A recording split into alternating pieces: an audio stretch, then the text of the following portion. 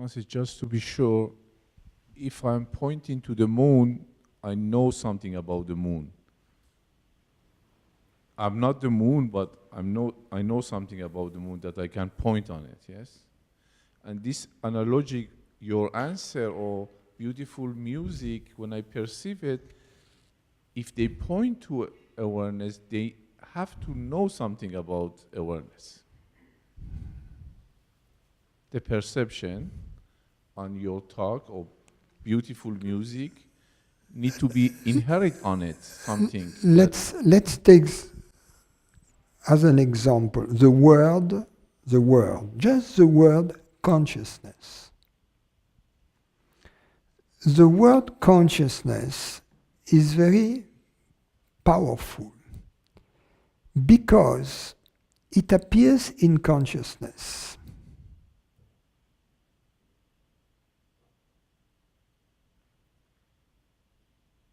So you don't have to go very far from the word consciousness to find consciousness. Are you following me? If you are in the desert and you're thirsty and you think of water, you may have to travel a long time before you find an oasis. Right? The word water doesn't give you water. There is a big distance between the word water and the water.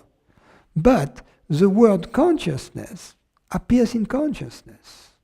So there is no distance there. So the word consciousness is not the consciousness, right?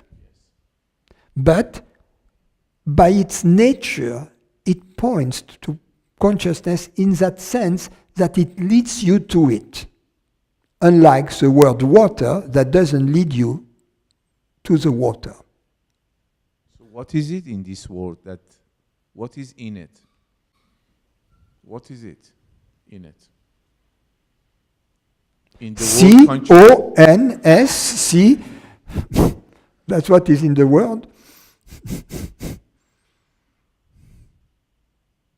I just explained to you. You asked me a question, I just explained. What is it?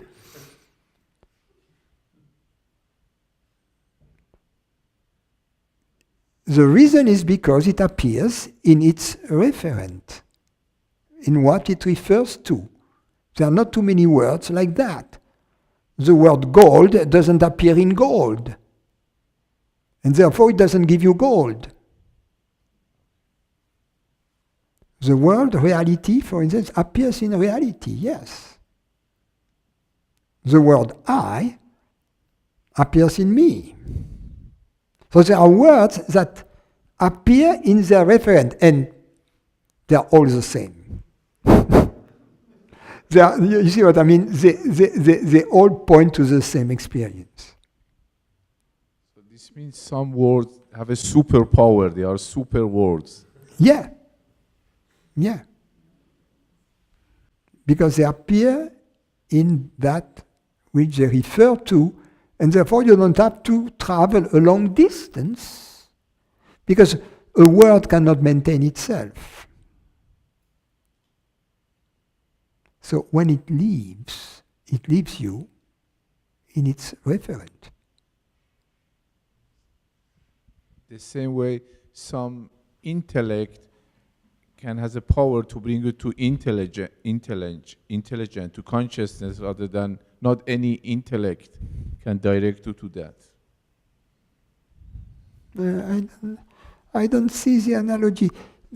What I was dissecting for you is an example of how an object, in the case in point, it was the word consciousness, can be a pointer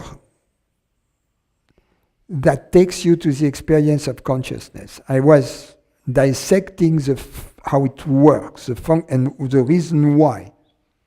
Why this word works as a pointer. And for instance, the word God doesn't work in the same way, you see, unless you feel God within, which is a faith, what's called the faith. But that's a different story. But in most cases, the word a chair doesn't give you a chair, the word money doesn't make you rich.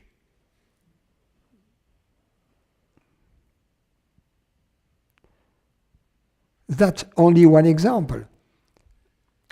Through a work of art, it's different. It's not a word, it's an object. But because this object came from consciousness, from the ultimate, it has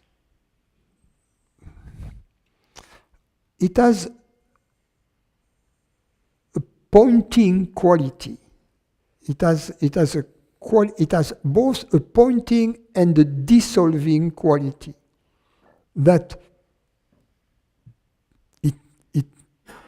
it dissolves and leaves you in presence.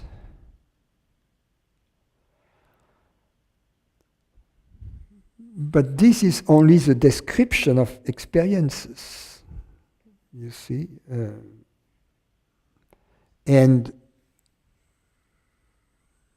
as I said the other day, the experience of beauty is not in the object, because you can walk by the Parthenon if you're a Greek person, and see the Parthenon every day, and you don't have the spiritual experience necessarily that it conveys to someone who is open to it and sees it for the first time.